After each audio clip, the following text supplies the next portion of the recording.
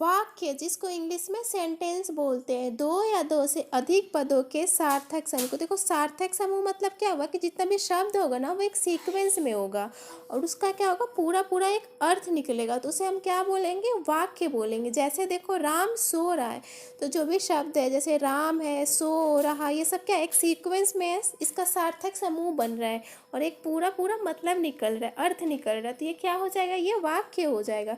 अगर इसी वाक्य को हम ऐसे लिखेंगे कि राम रहा है सो, तो ये भी लग रहा है कि वाक्य, इसमें बहुत सारे शब्द हैं, लेकिन क्या है, इसका सार्थक समूह नहीं बन रहा है, तो ये क्या होगा, ये एक वाक्य नहीं होगा।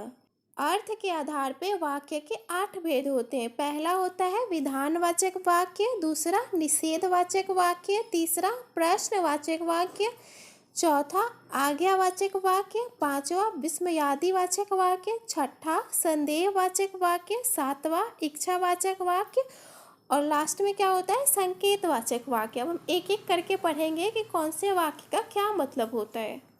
विधानवाचक वाक्य, जिस वाक्य से किसी बात या क्रिया के होने का बोध हो उसे विधानवाचक वाक्य कहते हैं।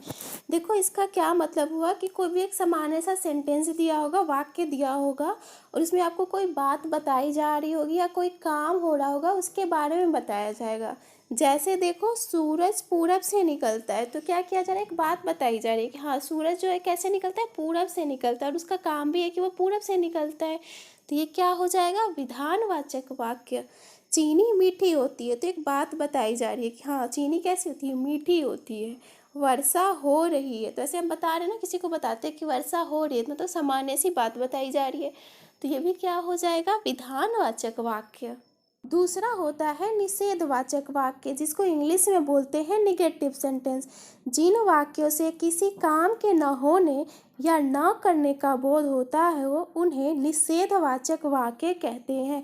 देखो निषेधवाचक किस चीज़ से बना है, निषेध से बना, और निषेध का मतलब ये होता है कि ना करना, मना होना। और जो भी वाक्य होगा ना उसमें नहीं, न या मत जैसे शब्द तो होंगे ही, तो आप समझ जाओगे कि ये कैसा वाक्य है, निषेधवाचक वाक्य। मतलब क्या होगा, वो निगेटिव होगा, नहीं तो होगा ही उसमें। जैसे देखो मैं आज नहीं खाऊंगा, देखो नहीं है तो ये क्या हो जाएगा, निषेधवाचक वाक्य। बारिश में मत भीगो, देखो मत है तो ये क्या हो जाएगा, निषेधवाचक वाक्य। वह आज पढ़ने नहीं आया था, देखो नहीं है तो ये क्या हो जाएगा, निषेधवाचक वाक्य। राधा खाना नहीं बना रही है, इसमें भी नहीं है तो ये क्या हो जाएगा, निषेधवाचक वाक्य। मतलब जो भी नहीं रहेगा, न रहेगा, मत रहेगा, तो वो क्या हो जाएगा, निषेधवाचक वाक्य हो जाएगा। तीसरा होता है प्रश्नवाचक वाक्य, जिसको इंग्लिश में बोलते हैं इंट्रोगेटिव सेंटेंस। जिस वाक्य में प्रश्न पूछने का बोध हो उसे प्रश्नवाचक वाक्य कहते हैं। तो देखो नाम से भी लग रहा है ना, प्रश्नवाचक मतलब क्या होगा, प्रश्न पूछा जाएगा आपसे, और जो भी वाक्य होगा ना उसके अंत में प्रश्नवाचक चिन्ह, ऐसा क्वेश्चन मार्क दिखेगा आपको, तो आप समझ जाओगे कि ये कौन सा वाक्य है, प्रश्नवाचक वाक्य है। जैसे देखो क्या तुम खाना खाओगी, तो क्या किया जा रहा है, प्रश्न पूछा जा रहा है कि क्या तुम खाना खाओगी, और वाक्य के अंत में क्या है, ऐसा क्वेश्चन मार्क भी है, तो ये क्या हो जाएगा, प्रश्नवाचक वाक्य। तुम कौन से गांव में रहते हो, देखो प्रश्न किया जा रहा है ना कि तुम कौन से गांव में रहते हो, तो ये भी क्या हो जाएगा, प्रश्नवाचक वाक्य। बसंती कब नाचेगी, तो ये भी क्या हो जाएगा, प्रश्नवाचक वाक्य। तुम्हारा क्या नाम है, तो प्रश्न किया जा रहा है कि तुम्हारा क्या नाम है, तो ये भी क्या हो जाएगा, प्रश्नवाचक वाक्य। चौथा होता है आज्ञावाचक वाक्य, जिसको इंग्लिश में बोलते हैं इम्परेटिव सेंटेंस। जिन वाक्यों से आज्ञा, आदेश, निवेदन, प्रार्थना आदि का बोध हो उन्हें आज्ञावाचक वाक्य कहते हैं। देखो आज्ञावाचक वाक्य में क्या होता है, आज्ञा, आदेश, निवेदन, प्रार्थना, ये सब का बोध होगा। जैसे देखो कृपया मेरी मदद करें, तो क्या किया जा रहा है, निवेदन किया जा रहा है कि कृपया मेरी मदद करें, तो ये क्या हो जाएगा, आज्ञावाचक वाक्य। चिल्लाओ मत, आदेश दिया जा रहा है कि चिल्लाओ मत, तो ये भी क्या हो जाएगा, आज्ञावाचक वाक्य। हे प्रभु सबकी रक्षा करो, तो क्या किया जा रहा है, प्रार्थना किया जा रहा है ना कि हे प्रभु सबकी रक्षा करो, तो ये भी क्या हो जाएगा, आज्ञावाचक वाक्य। पांचवा होता है विस्मयादिवाचक वाक्य, जिसको इंग्लिश में बोलते हैं एक्सक्लामेटरी सेंटेंस। जिन वाक्यों से आश्चर्य मतलब क्या, विस्मय, शोक, घृणा, हर्ष आदि भावों का बोध हो उन्हें विस्मयादिवाचक वाक्य कहते हैं। देखो विस्मयादिवाचक किस चीज़ से बना है, विस्मय से बना है ना, और विस्मय का क्या मतलब होता है, आश्चर्य होता है।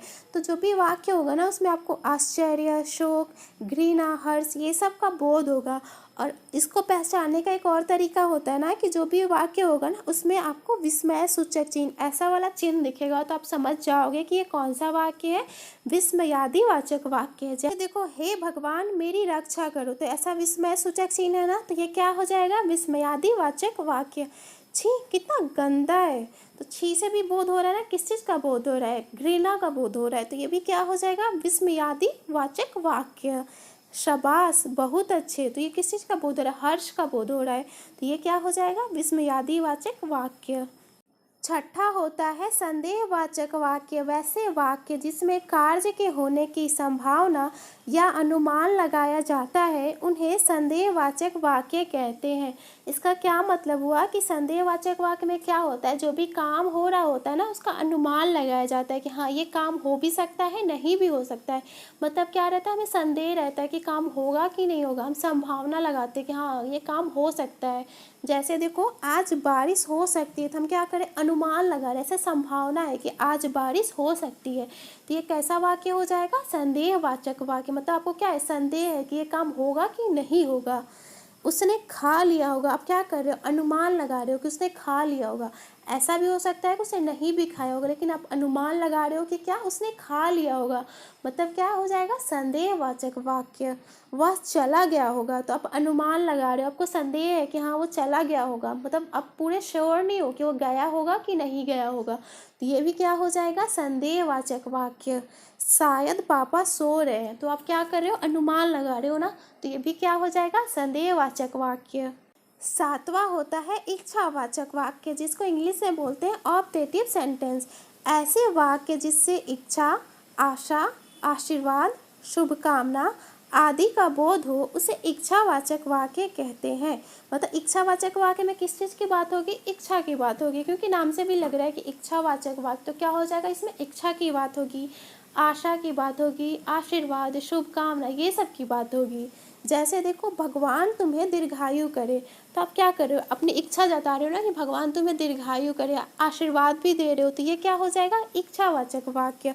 आपको जन्मदिन की ढेरों शुभकामना, तो क्या किया जा रहा है, शुभकामना दिया जा रहा है ना, तो ये भी क्या हो जाएगा, इच्छावाचक वाक्य। तुम हमेशा खुश रहो, तो ऐसा क्या किया जा रहा है, इच्छा किया जा रहा है ना कि हाँ तुम हमेशा खुश रहो, या आशा किया जा रहा है, या ऐसा भी बोल सकते हैं कि आशीर्वाद दिया जा रहा है कि तुम हमेशा खुश रहो, तो ये भी क्या हो जाएगा, इच्छावाचक वाक्य। आठवां और लास्ट भेद होता है संकेतवाचक वाक्य। ऐसे वाक्य जिनमें एक क्रिया का पूरा होना दूसरी क्रिया के पूरा होने पर निर्भर करता है उसे संकेतवाचक वाक्य कहते हैं। देखो इसका क्या मतलब हुआ कि जो भी वाक्य होगा ना उसमें दो क्रिया हो रही होगी, मतलब दो काम हो रहा होगा, और जो दूसरी क्रिया होगी ना वो तभी होगी जब पहली क्रिया हो जाएगी। मतलब क्या हुआ कि दूसरी क्रिया का होना पहली क्रिया के होने पर निर्भर करता है। मतलब अगर पहली क्रिया नहीं होगी तो दूसरी क्रिया भी नहीं होगी।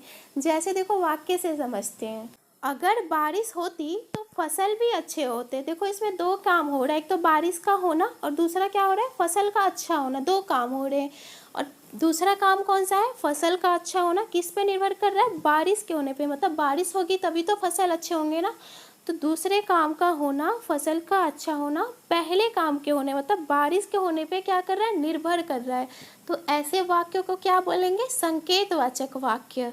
यदि तुम गांव जाओ तो मेरे घर चले जाना। देखो इसमें दो काम हो रहा है, एक तो गांव जाना और दूसरा मेरे घर चले जाना। तो मेरे घर वो कब जाएगा, जब वो गांव जाएगा तभी ना। मतलब दो, ये दूसरी जो क्रिया है मेरे घर चले जाना, वो किस पे निर्भर कर रही है, उसके गांव जाने पे।